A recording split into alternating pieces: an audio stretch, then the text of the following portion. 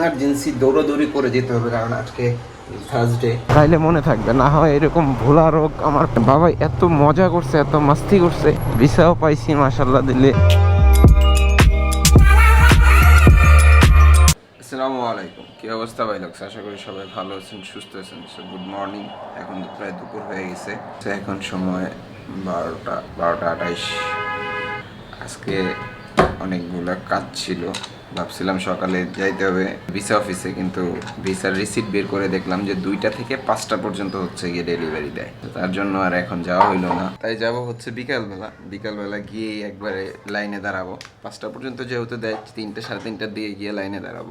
আর এখন অলরেডি হচ্ছে গিয়ে ভিডিও আপলোড হচ্ছে এখানে, কারণ হচ্ছে গিয়ে ডেইলি ব্লগ করলে অনেক ফেরা যাচ্ছে। এটা অ্যাকচুয়ালি নিতে হবে, কারণ পরবর্তীতে দেখা যায় যখন আমার রাইড শুরু হয়ে যাবে তখন এই জিনিসটা আমার ধরে রাখতে হবে। কারণ হচ্ছে গিয়ে ডেইলি ব্লগ যখন হয় তখন একটা অ্যালগরিদম থাকে, এডিট করারও একটা ভালো একটা ফ্লো থাকে এবং আপলোড দেওয়ার একটা ফ্লো থাকে। সো যার জন্য এখন ডেইলি ব্লগ এডিটও করতেছি, প্লাস সাথে সাথে আপলোড দিয়ে দিচ্ছি। সো এখন রাস্তা করবো, আম্মার বাসায় যাব, গিয়ে কি কতটুকু কাজ হয়েছে না হয়েছে দেখে দেন আব্বাকে নিয়ে বনানী থেকে এসে তারপরে যাব হচ্ছে গিয়ে ভিসা সেন্টারে। সো বাদবাকিটা কথা হবে বাসা থেকে বের হওয়ার পর।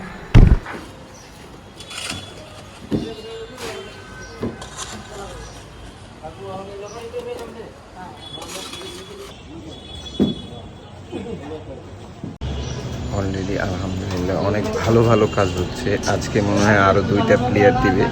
2টা প্লেয়ার দিলে মোটামুটি আমার যে সাইডটা ছিল ওই সাইডটা কমপ্লিট হয়ে যাবে। তারপরে আমার যে সাইডটা আমি এখন বসে দিচ্ছি, এইগুলো সরাবে, সব কিছু সরাইয়া তারপরে এই সাইডটায় কাজ করবে ইনশাল্লাহ। এই মাসে শেষে প্লেয়ারের কাজগুলো শেষ হয়ে গেলে পরে হচ্ছে গিয়া যে পাইলিংয়ের কাজ ওগুলো ধরবে। তো বাদ বাকিটা দেখি কি হয়। কাজে হচ্ছে গিয়ে 2:55 লাঞ্চ করছি। এখন ইমার্জেন্সি দৌড়াদৌড়ি করে যেতে হবে, কারণ আজকে থার্সডে, ব্যাংকিং আওয়ার হয়ে যাবে, আগে ব্যাংকে যেতে হবে। ক্যামেরা তো চার্জে দিয়ে গেছিলাম, জানি না কতটা চার্জ হয়ে গেছে, মনে হয় অল্প একটু চার্জ দরকার ছিল, হ্যাঁ হয়ে গেছে। চলুন আগে নিচে বাইকে গিয়ে বাদবাকি কথা হচ্ছে। ইমার্জেন্সি তাড়াহুড়ায় বের হইতেছে, কারণ ভিসা যেহেতু 2টা থেকে দেয়, লাইনে দাঁড়াইতে হয়, প্রচুর ভিড় থাকে এখান থেকে। এখন আমি আগে হয়তো কেউ পাইলে ব্যাংকের কাজটা তারে বুঝাই দিয়ে আমি রওনা দিয়ে দিব আমার কাজে। চলুন আগে নিচে যাই। আসলে কিছুরই টাইম টু টাইম করতে হয়, দেখা যায় না হইলে আবার প্রবলেম হয়। কারণ এখন 3টা বাজে, যেহেতু সময় একটু আছে, ব্যাংকে টাকাটা জমা দিয়ে তারপরেই যাই। কারণ এখন যদি টাকাটা না জমা দিই তাইলে আবার আমার মাস শেষ ঝামেলায় পড়তে হবে। তো অলরেডি ব্যাংকের কাজ শেষ, যাচ্ছি এখন যমুনা ফিউচার পার্ক। ওইখানে গিয়ে টোকেনটা নিছিলাম, হ্যাঁ নিছি। সেখানে গিয়ে দেখতে হবে কতটুক কি আসলে বিষয়ে কতটুক কাজ হয়েছে। আর এখন আগেও ঘড়ি দিয়ে এই ঘড়িটা না কইরা ঘড়িটা আগে থেকে হাতের কাছে রাখতে হবে, তাইলে মনে থাকবে। না হয় এরকম ভোলা রোগ আমার পায়ে গেছে, কদিন ধরে চাবি ভুলা যায়, আমার বাসায় থেকে আমার বাসায় খোঁজাখুঁজি করি, ঘড়ি পরে আসতে ভুলে যাই।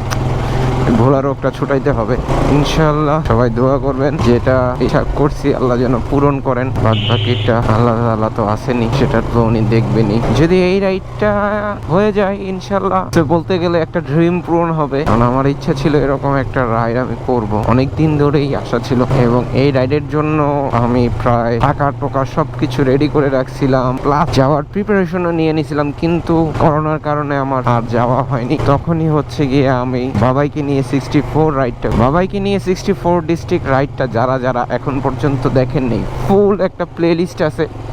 প্লেলিস্টটা আমি আই বাটনে দিয়ে দিচ্ছি, অবশ্যই দেখলে বুঝতে পারবেন যে আমরা কতটুকু রাইড করছি। রাইডটা থেকে বেশি ছিল আমাদের বাবাইয়ের এনজয়মেন্টটা। বাবাই এত মজা করছে, এত মাস্তি করছে, মানে আনবিলিভেবল। ও এরকম এনজয় করবে আমি প্রথমে বুঝতে পারি নাই। অনেক এনজয় করছে, প্রচুর পরিমাণে এনজয় করছে। এখন তো বাইকটার ব্যাক ক্যারিয়ার নাই, খুলে ফেলছি, ভেঙে গেছে, যার জন্য এখন বাবাইয়ের নিয়ে আমরা সহজে বের হইতে পারি না। কারণ হচ্ছে দেখা যায় 3জন এই বাইকটা কেরিয়ার ছাড়া বসতে অনেক কষ্ট হয়। আগে তো কেরিয়ার ছিল, প্লাস পিছন দিক দিয়ে আমি একটু সিট বড় করে নিয়েছিলাম আলাদা এক্সট্রা, তো যার জন্য সবাই ইজিলি বসতে পারতাম। এখন একটু বাবাইরে নিয়ে, এবং পাশাপাশি আলহামদুলিল্লাহ মাশাআল্লাহ দিলে বাবাও একটু বড় হয়ে গেছে, 1 বছর হয়ে গেছে অলরেডি আমরা ট্যুর শেষ করে আসি। বাবাও একটু বড় হয়ে গেছে, দেখা যায় বাবাইয়ের কারণে আমি ভিজিবিলিটিটা এখন কম পাই। যার জন্যই হচ্ছে গিয়ে বললাম যে হয়তো বা বাইকটা চেঞ্জ করে ফেলতে পারি, যদিও ইচ্ছা না থাকা সত্ত্বেও সত্ত্বেও হয়তো বা বাইক চেঞ্জ করতে হইতে পারে, কিন্তু আমার প্ল্যানিং হচ্ছে এই বাইকটা রেখে আমি অন্য কোনো বাইক কিনবো। যার জন্য এত স্ট্রাগল করতেছি, এত প্ল্যানিং করতেছি। ঠেলা ধাক্কা করতে করতে চলে আসবো সুন্দর রেসিডেন্সিয়াল এরিয়াতে। এইখান দিয়ে আমার অচরকি গেল, আর 2-4-5 মিনিট লাগবে হচ্ছে গিয়ে আমার যাইতে। হচ্ছে যমুনায় আসছি, হেলমেটটা হচ্ছে গিয়ে আর ছোট ভাইয়ের শোরুমে রেখে আসছি, কারণ হচ্ছে ও এখানে জব করে। তো আগে নিচে যাই, তারপরে বাকি কথা হচ্ছে। আলহামদুলিল্লাহ সব কিছুই মিললো, এবং কিন্তু একটা জায়গায় একটু মন খারাপ হইলো। ভিসাও পাইছি মাশাআল্লাহ দিলে 3 মাসের জন্য পাইছি, কিন্তু সিঙ্গেল এন্ট্রি দিছে। যেহেতু আমার নতুন পাসপোর্ট, তার জন্য হয়তো বা 3 মাসের জন্য সিঙ্গেল এন্ট্রি দিছে। বাকিটা আবার হয়তো বা অ্যাপ্লাই করা লাগবে। তো আমারও প্ল্যানিং এর প্রসেসিং চলতেছে, বাকিটা দেখি আল্লাহ ভরসা। কতটুকু কি করা যায় সেটাও চেষ্টা করতেছি ভালো কিছু করার, বাকিটা উপর আল্লাহ জানেন। তো অলরেডি এখান থেকে ডাইনি দিয়ে চলে যাই। তো যেহেতু এখন পর্যন্ত 5টাই বাজে নাই, তাহলে আমি ট্রাই করব আজকে এখনই বাসায় গিয়ে টায়ার 2টা নিয়ে বের হয়ে যাওয়ার। কারণ বের হয়ে গেলে হয়তো আজকে এই টায়ার 2টা ইনস্টল করে ফেলবো, কারণ যেহেতু শনিবার দিন রাইড আছে, রাইডটা করে আসলে টায়ারটা নিয়ে নতুন রাইড করলে ভালো। এবং যেহেতু সময় আছে, মিটারটাও দেখায়, তাহলে আরো ভালো। শুধু এখন টাইম ওয়েস্ট করে লাভ নাই। কালকে ফ্রাইডে, দেখা যায় কালকে বংশাল বন্ধ থাকবে। কালকে হয়তো বা সাদাত ভাইয়ের কাছে গিয়ে হয়তো বা বাদ বাকি কাজগুলো সারা আসতে পারবো। তো সবগুলাই আস্তে আস্তে করাইতে হবে। আজকে টায়ারটা ইনস্টল করে ফেলে আরো আমার জন্য বেটার দেখা যায়, কারণ হচ্ছে গিয়ে টায়ারটার একটা ব্রেকিং থাকে। তো আজকে রাত্রে বা কালকে চালাইলে টায়ারটার ব্রেকিং শেষ হয়ে যাবে, তাইলে আমার জন্য আরো ভালো হয়। হাইওয়েতে দেখা যায় নতুন টায়ারটা নিয়ে যাওয়া থেকে না নিয়ে যাওয়া বেটার, কারণ অনেক টাইমে দেখা যায় টায়ারের কারণে অনেক টাইমে দুর্ঘটনা ঘটে। আর যদি নতুন টায়ারটা এখনই আজকে ইনস্টল করে ফেলি, তাহলে হয়তো বা আমার বাইকের সাথে আবার একটু ম্যাচ খাইতে টাইম লাগবে। সো এই 2 দিনে ব্যাচ খেয়ে যাবো, যার জন্য হচ্ছে গিয়ে নতুন টায়ারটা আজকে ইনস্টল করে ফেলতে চাচ্ছি। সো টায়ার তো বাসায় আছে অলরেডি, আমিও প্রায় বাসার কাছাকাছি চলে আসছি। আর 5 মিনিটের মতো লাগবে। গিয়ে টায়ারটা নিয়ে এখনই বের হয়ে যাব।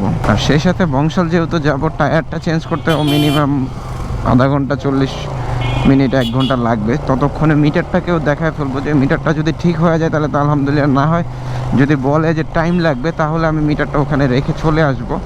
উনি করে রাখলে পরে গিয়ে নিয়ে আসবো। বংশাল এবং টায়ারের ভিডিওটা যদি আমি এখানে দেই, তাহলে ব্লগটা অনেক লেন্দি হয়ে যায়। সো আমি চাচ্ছি না ব্লগটাকে লেন্দি করতে, কারণ হচ্ছে টায়ারের ব্যাপারটা আমি আলাদা চ্যাপ্টারে রাখতে চাচ্ছি, টায়ার ইনস্টল করা প্লাস হচ্ছে মিটারটা। যার জন্য আমি এখানে আপনাদের সাথে কথা বলতেছি। তো এই ভিডিওটা এই পর্যন্তই থাকতেছে, নেক্সট ভিডিওটা আসবে আগামীকাল। তো যারা এই পর্যন্ত ভিডিওটা দেখছেন, অসংখ্য ধন্যবাদ। এবং যারা এখন পর্যন্ত আমার চ্যানেলটি সাবস্ক্রাইব করেনি, অবশ্যই সাবস্ক্রাইব করে নেবেন। তো অসংখ্য ধন্যবাদ সবাইকে। যারা এখন পর্যন্ত ফুল ফেস হেলমেট পরে রাইড করে না, অবশ্যই ফুল ফেস হেলমেট পরে রাইড করার অভ্যাস করুন, কারণ হচ্ছে গিয়ে একটা জীবন কিন্তু একবারই আসে। তো সবাই ফুল ফেস হেলমেট পরে রাইড করবেন। Ride hard, ride safe, wear helmet. আসসালামু আলাইকুম।